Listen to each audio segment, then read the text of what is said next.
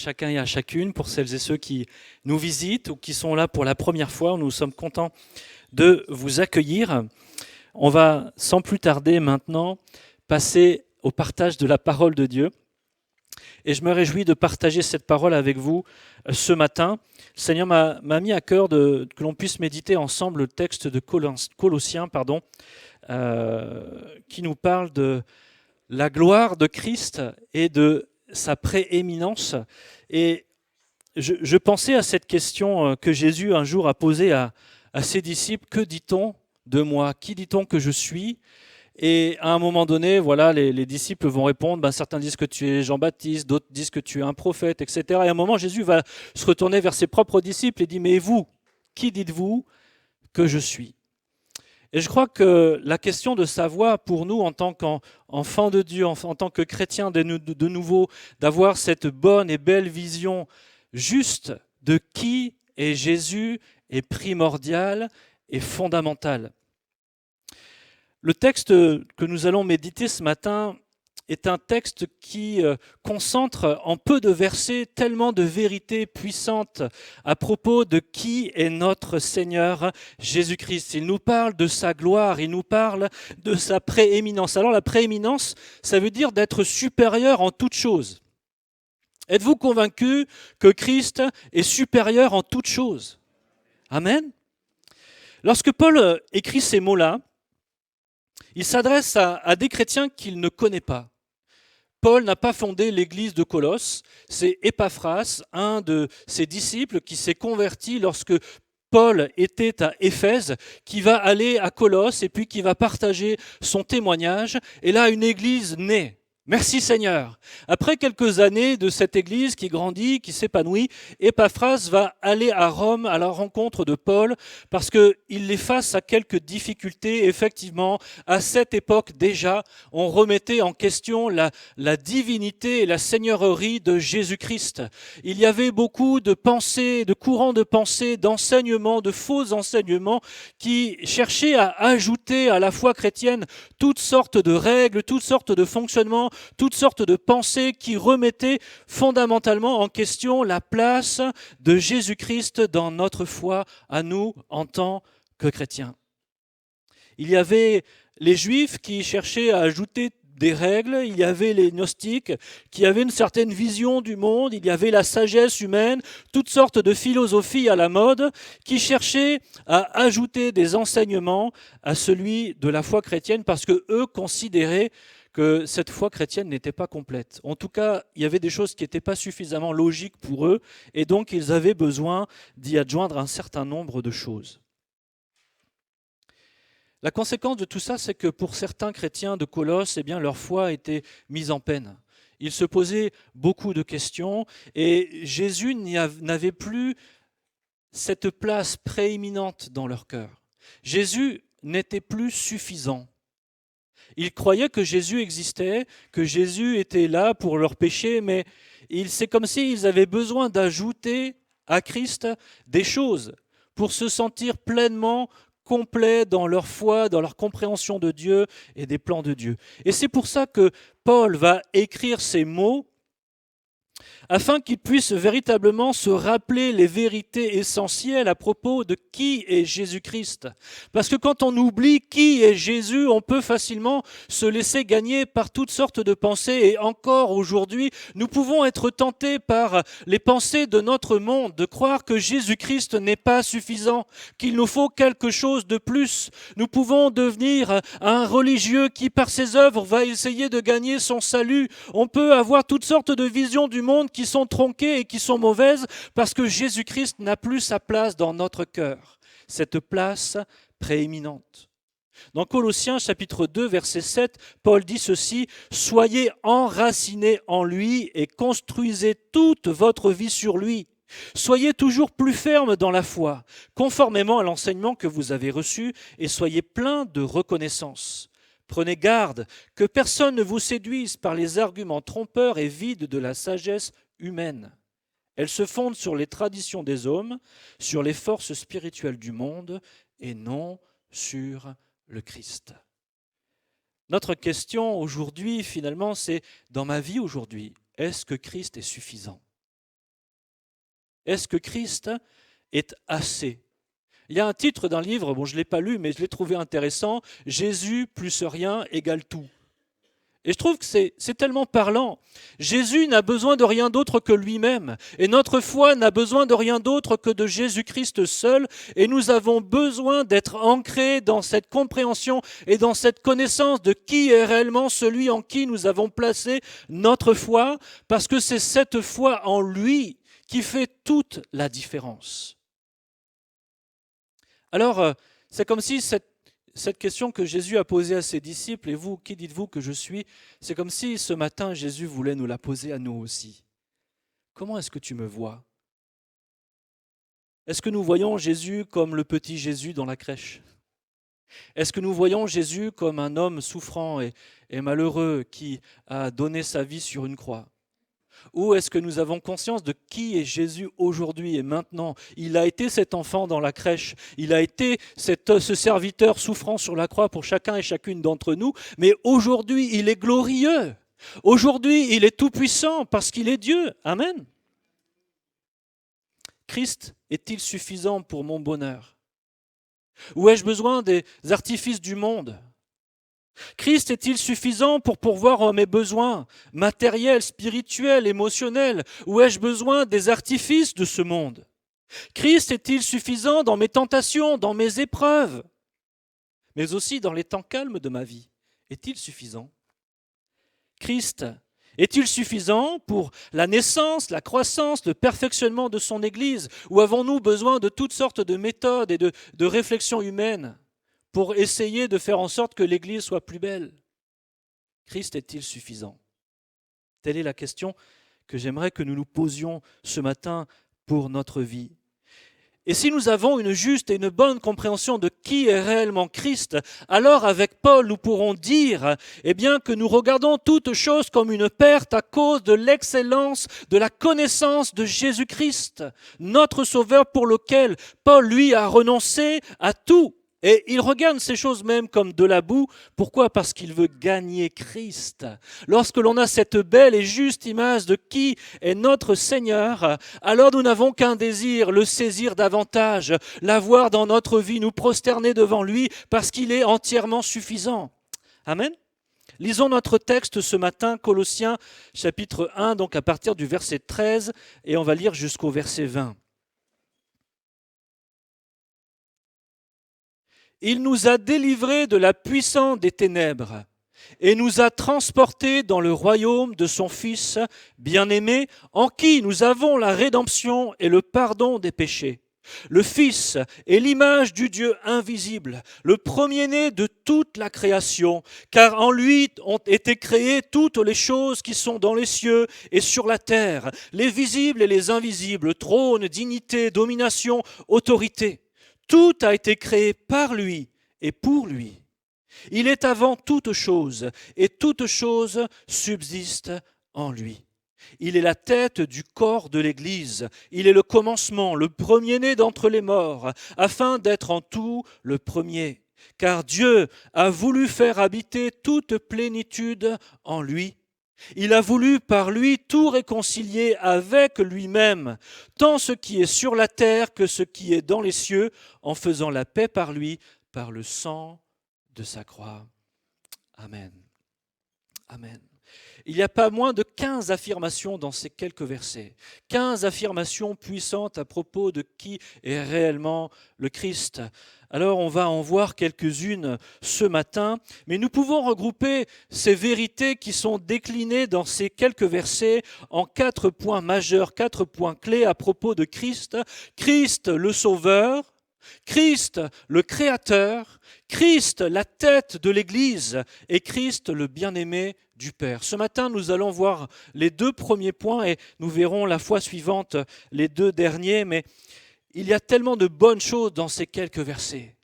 Et j'aimerais qu'à la fin de ce temps de partage et de méditation de la parole de Dieu, nous ayons dans notre cœur cette joie de connaître un si grand Dieu. Amen. Christ est le Sauveur.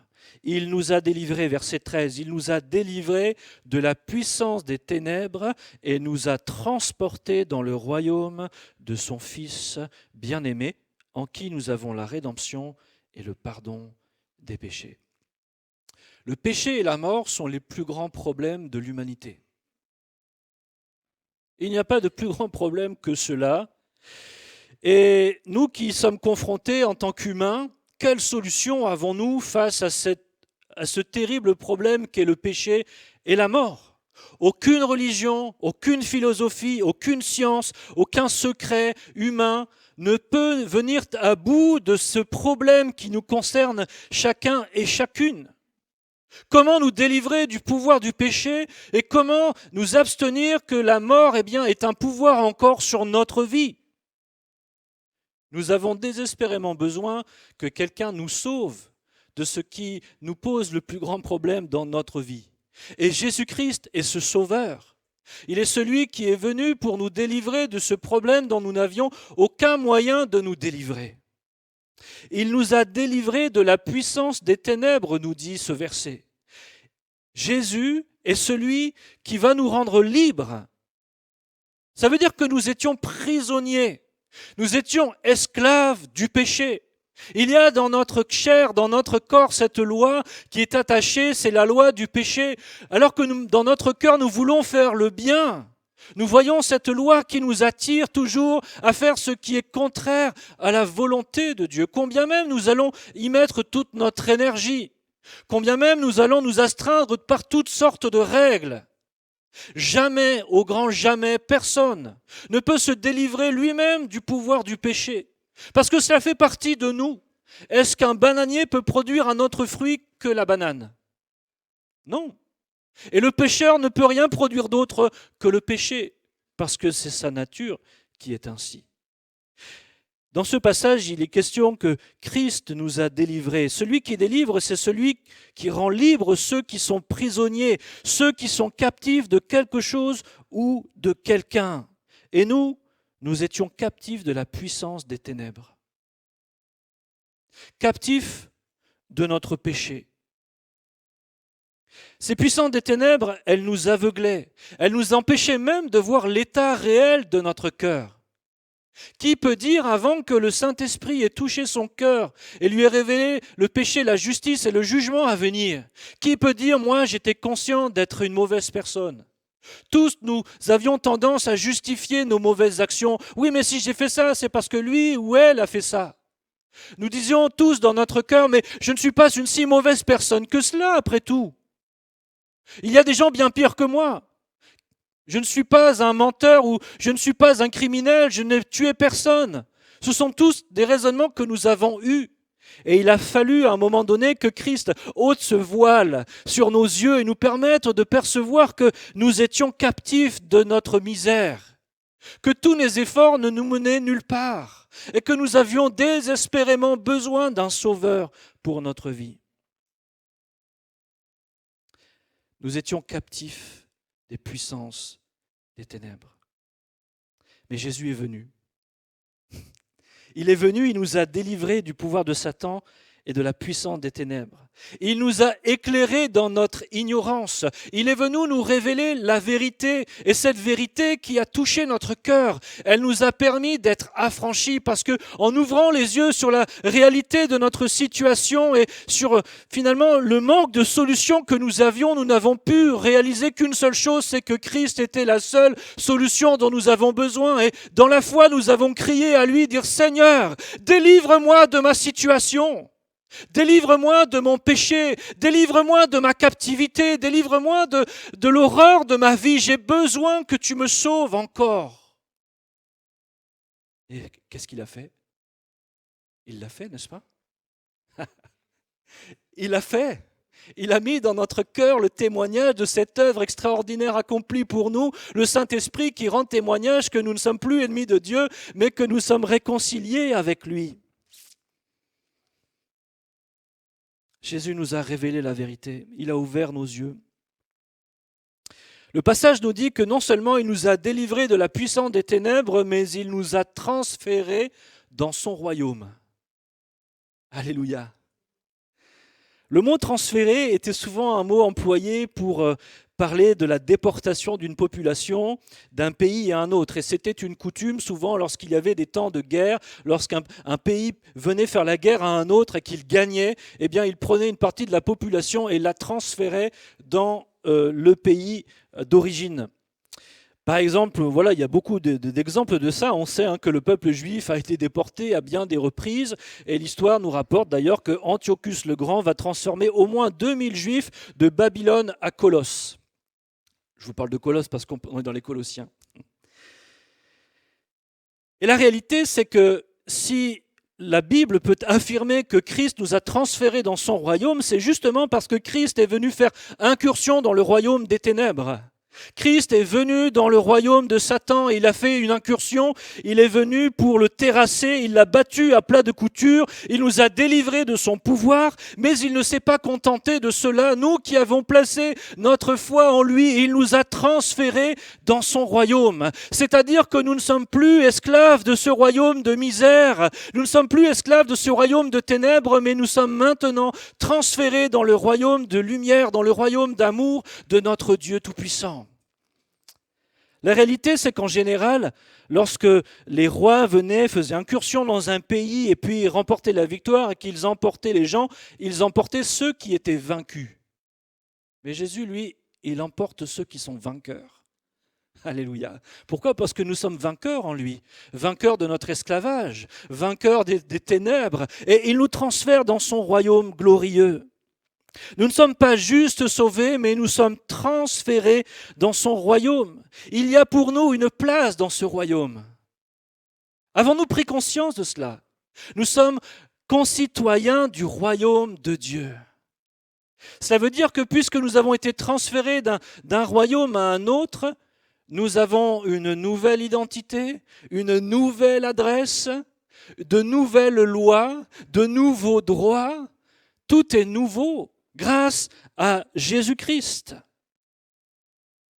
Éphésiens 2,19, ainsi vous n'êtes plus des étrangers, ni des gens du dehors, mais vous êtes concitoyens des saints, gens de la maison de Dieu.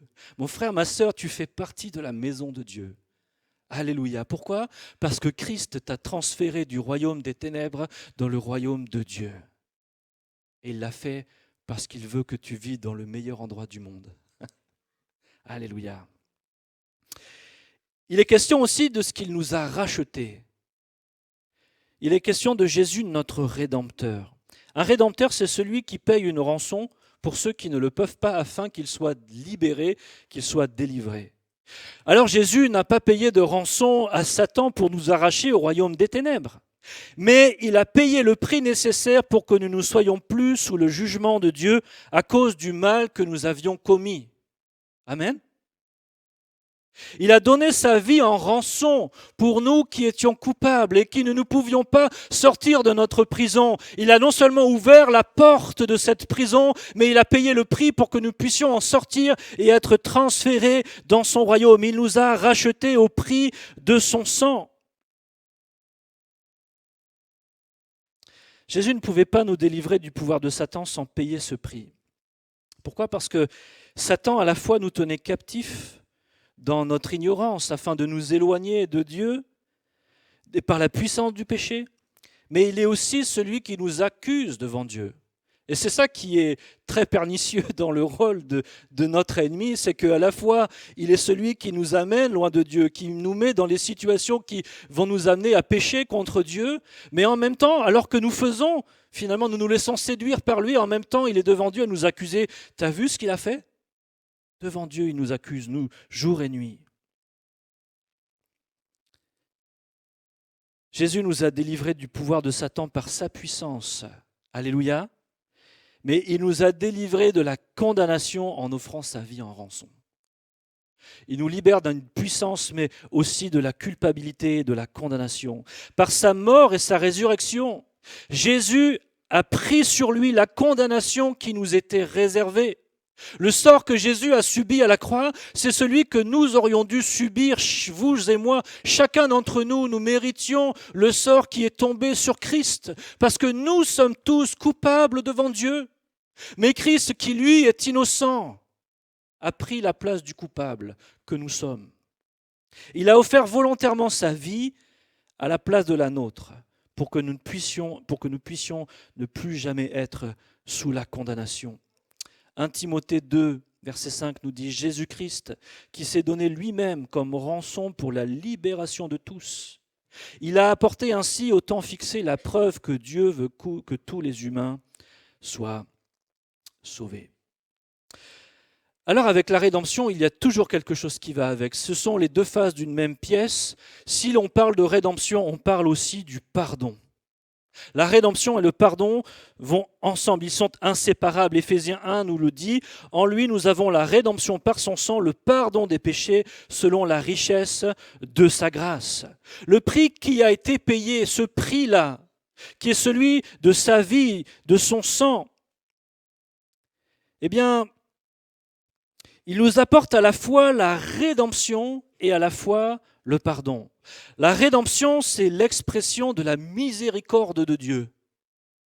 Et le pardon de nos péchés, c'est l'expression de la grâce de Dieu. La miséricorde et la grâce vont toujours ensemble. Qu'est-ce que la miséricorde ? La miséricorde, c'est le fait de ne pas nous inculquer quelque chose que nous méritons. Et la grâce, c'est de nous donner quelque chose que nous ne méritons pas. Amen ? Dans sa miséricorde, eh bien, Dieu ne nous condamne pas comme nous méritions d'être condamnés. Amen. Et c'est en cela qu'il est notre Rédempteur. Nous méritions d'être jugés, mais Christ a payé le prix à notre place. Et sa grâce, elle va s'exprimer dans le fait qu'il nous accorde le pardon que nous ne méritons pas. Qu'avons-nous fait pour mériter que Dieu nous pardonne ?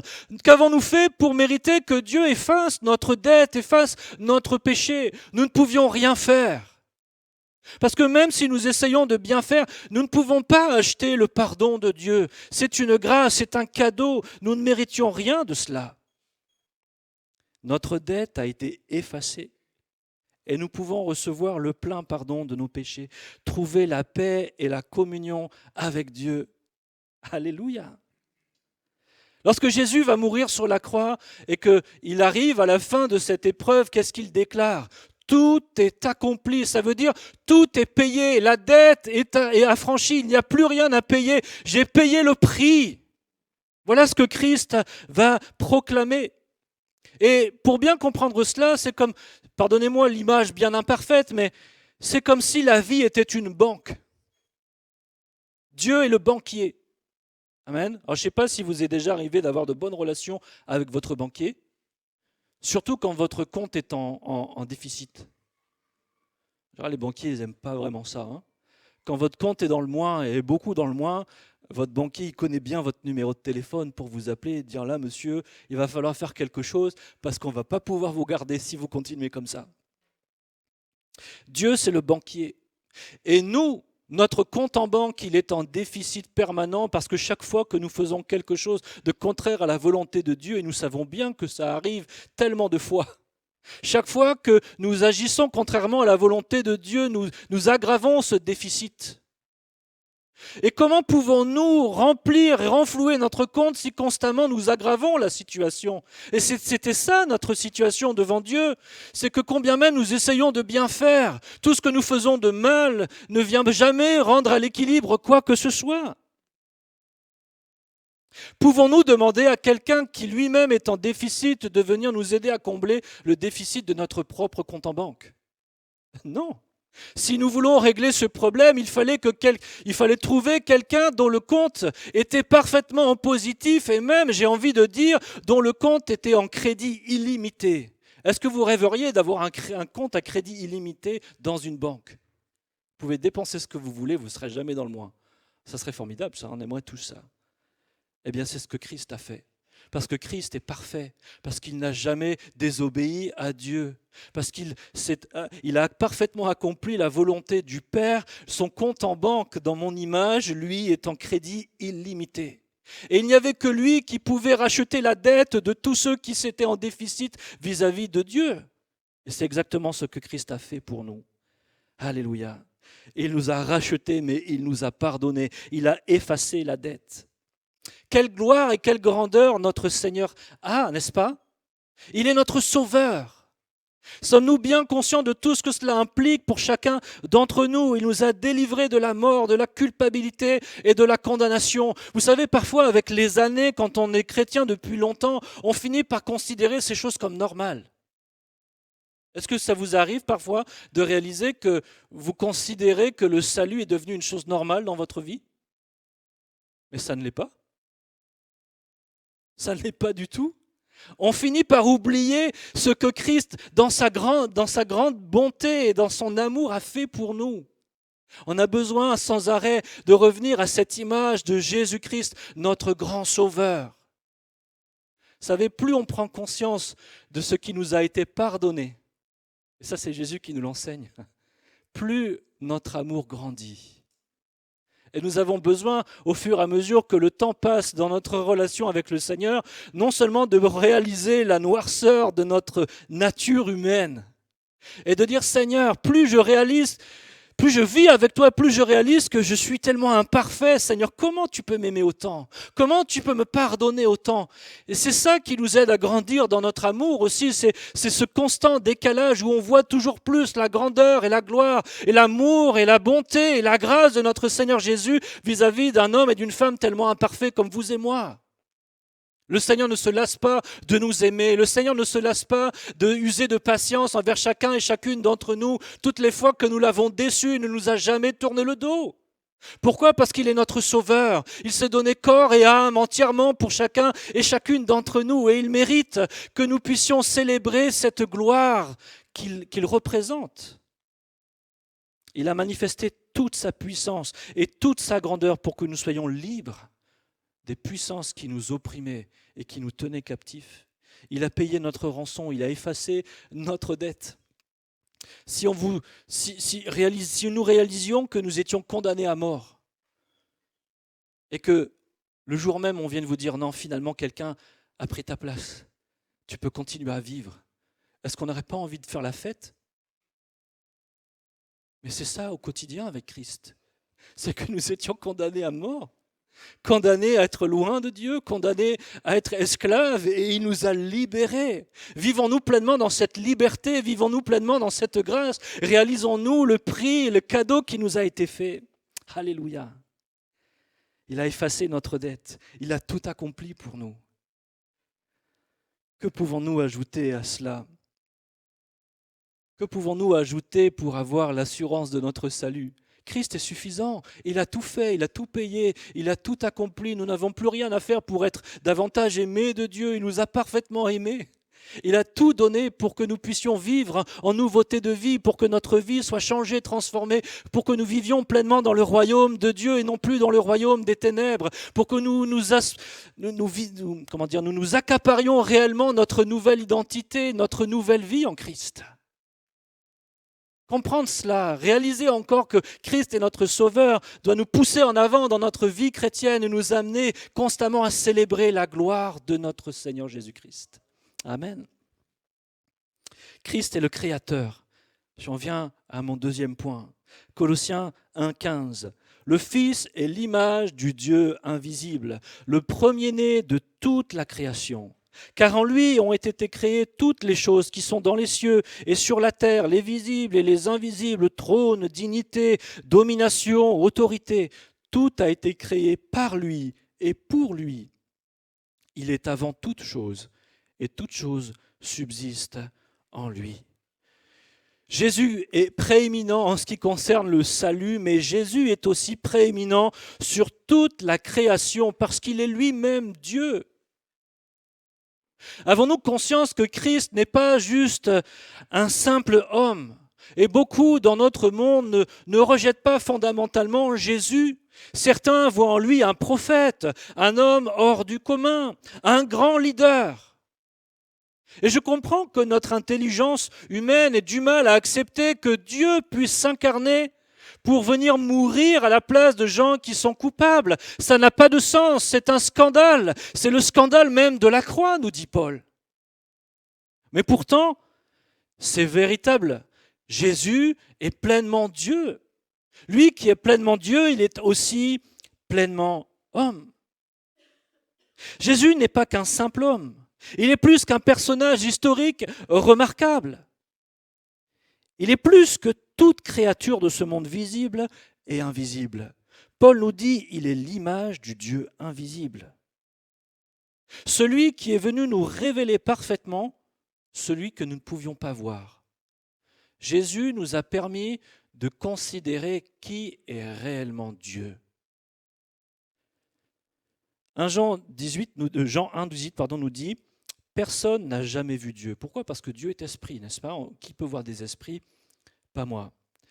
Dieu, le Fils unique, qui est dans le sein du Père, est celui qui l'a fait connaître. Alléluia. Jésus lui-même nous dira « Celui qui m'a vu a vu le Père ».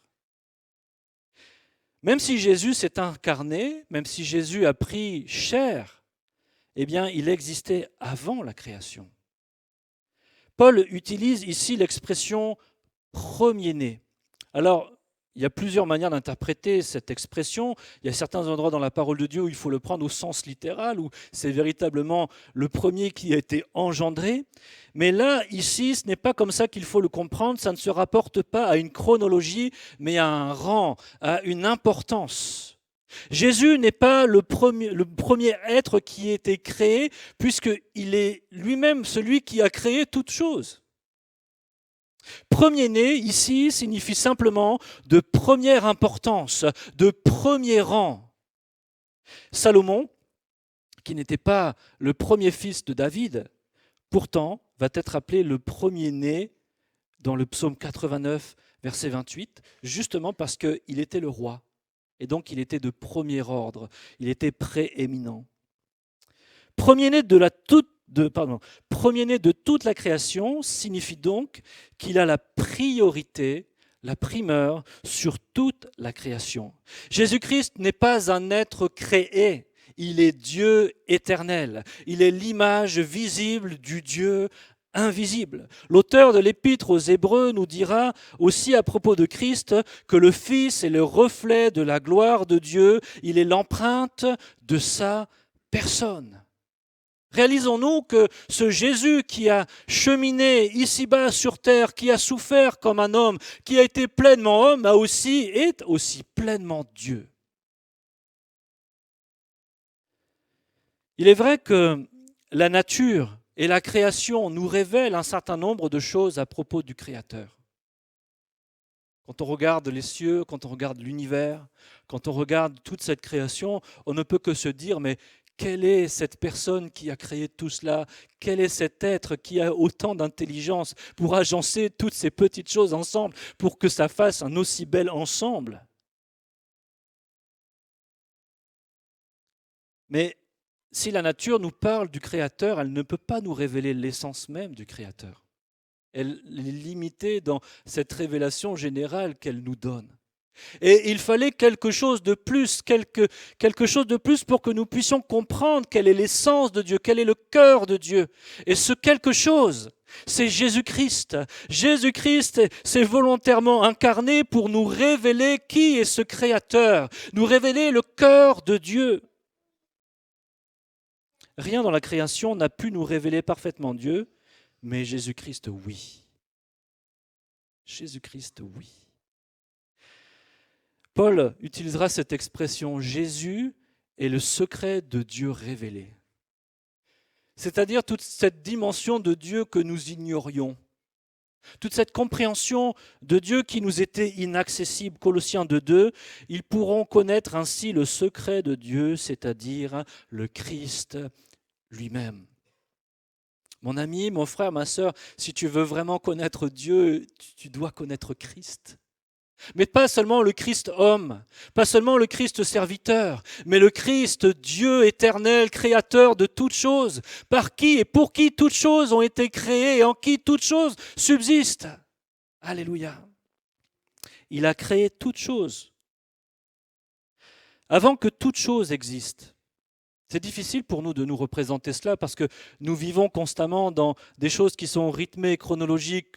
Pour nous, c'est normal qu'il y ait un commencement et qu'il y ait une fin. Et il est difficile pour nous de concevoir l'idée même de l'éternité, de quelque chose qui ne se termine pas. Et encore plus difficile de concevoir que quelque chose puisse exister alors que rien n'existe.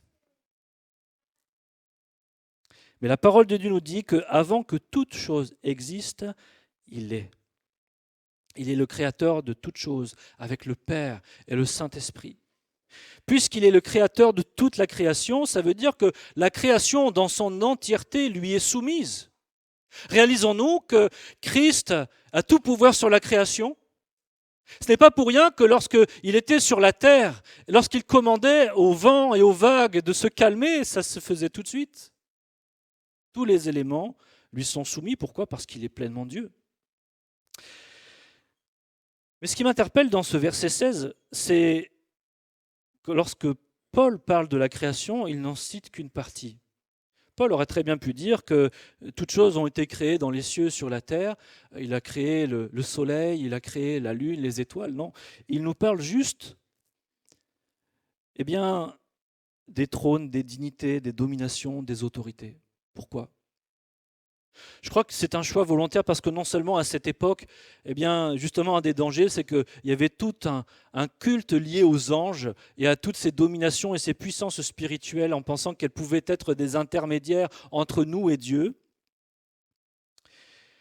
Mais surtout parce que Paul veut que nous comprenions que puisque Jésus-Christ est le créateur de toutes choses et qu'il a son ascendant sur chaque chose créée, il a aussi son autorité, toute autorité sur les puissances invisibles dans les cieux. C'est lui qui a créé les anges, tous les anges. Ils lui sont tous soumis, même ceux qui aujourd'hui se sont détournés de Dieu, ceux que l'on appelle les démons, Satan. Toutes ces puissances et toutes ces autorités sont soumises à Christ. Il a toute autorité et parfois dans notre vision des choses spirituelles, on croit que le diable et Jésus sont sur un même pied d'égalité, mais non. Jésus est le créateur. Amen. Et Satan et ses démons ne sont que des créatures qui sont pleinement soumis et qui l'ont toujours été à Christ. C'est pas pour rien lorsqu'il était sur la terre qu'il commandait aux démons de sortir et de se taire, qu'ils exécutaient instantanément l'ordre du Seigneur. Ce n'est pas pour rien qu'il tremblait à son approche et qu'il disait « Qu'est-ce que tu nous veux, toi, le Fils de Dieu ? Nous savons qui tu es !» Parce qu'il savait qu'il était le Créateur, qu'il était pleinement Dieu, même s'il était pleinement homme. Il n'y a pas de commune mesure entre la puissance de Christ et la puissance de ces choses-là.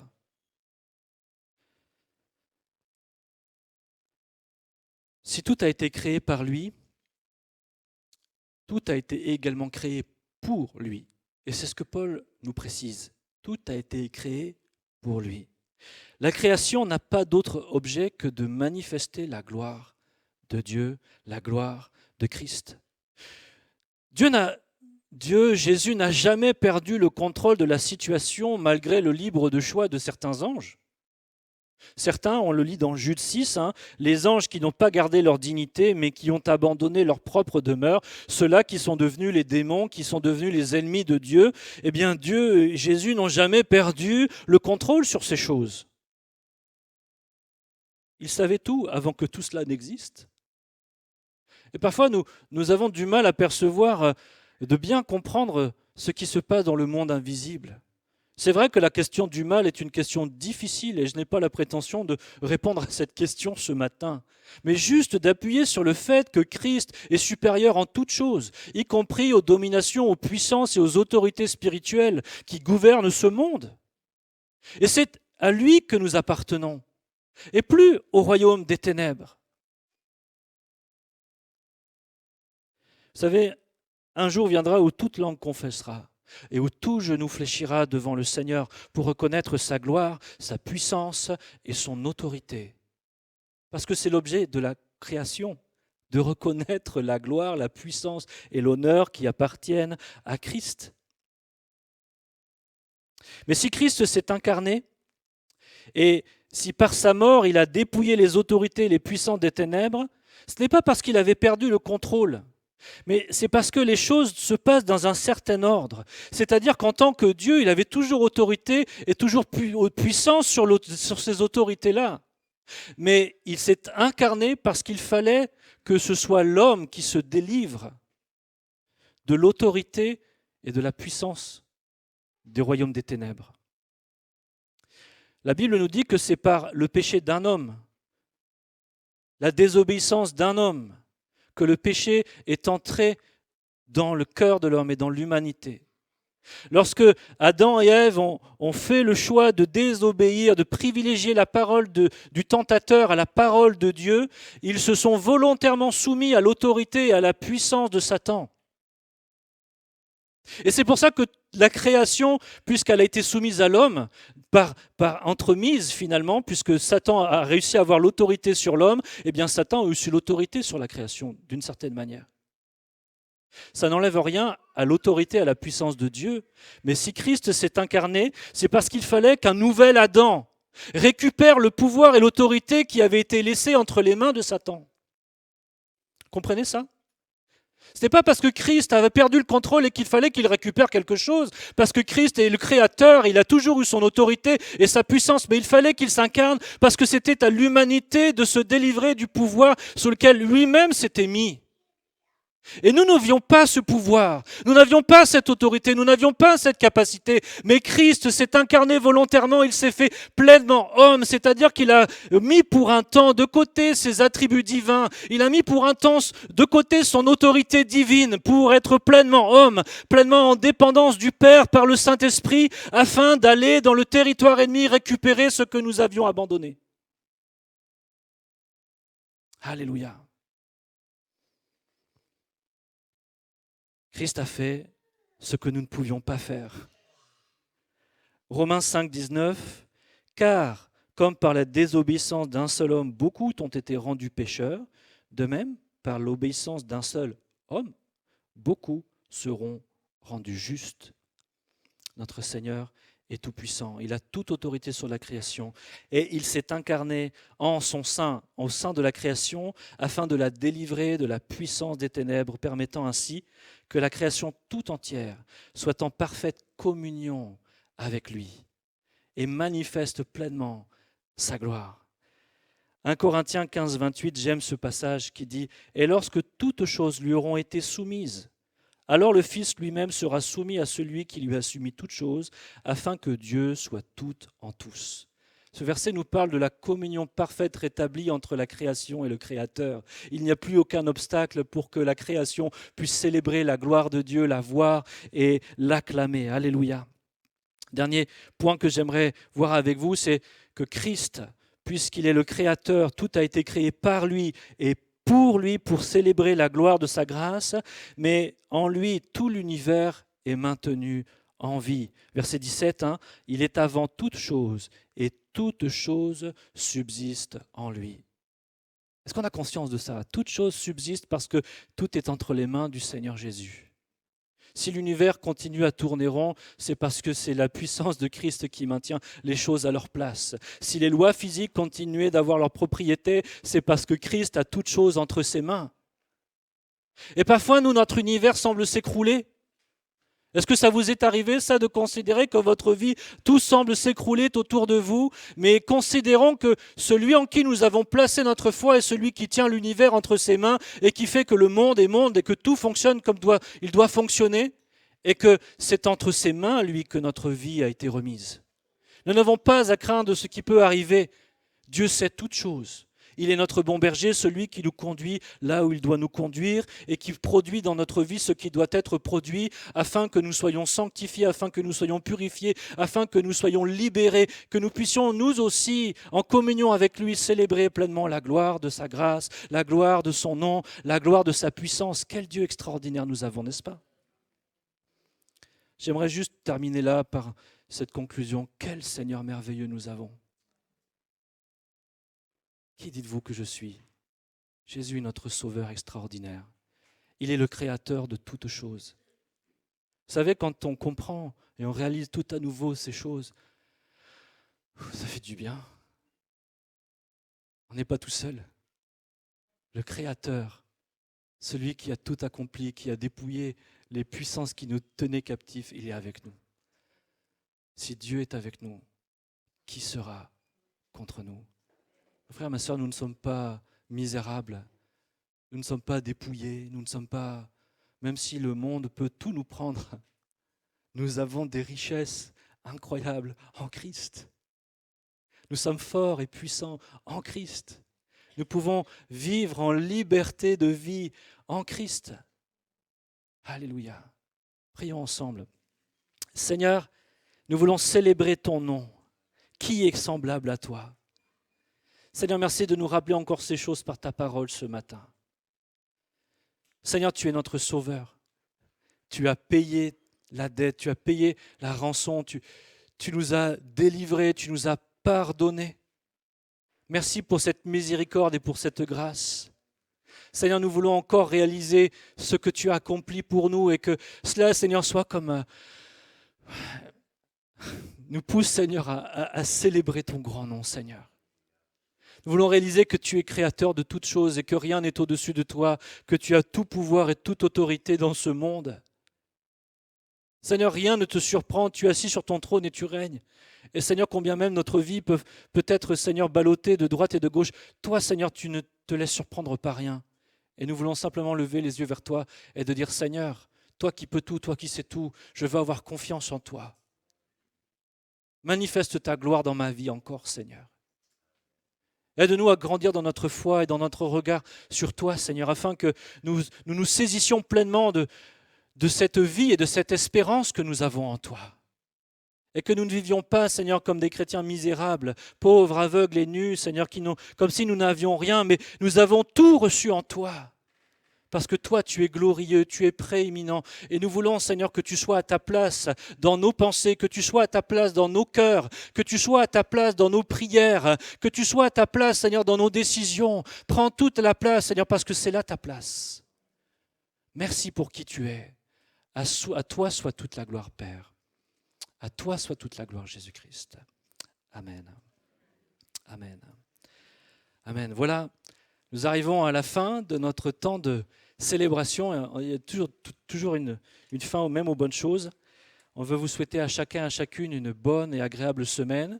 Que le Seigneur vous bénisse, qu'il vous accompagne et que ces vérités à propos de notre Seigneur nourrissent encore votre espérance, votre joie, votre paix. Le Dieu créateur est avec vous. Amen.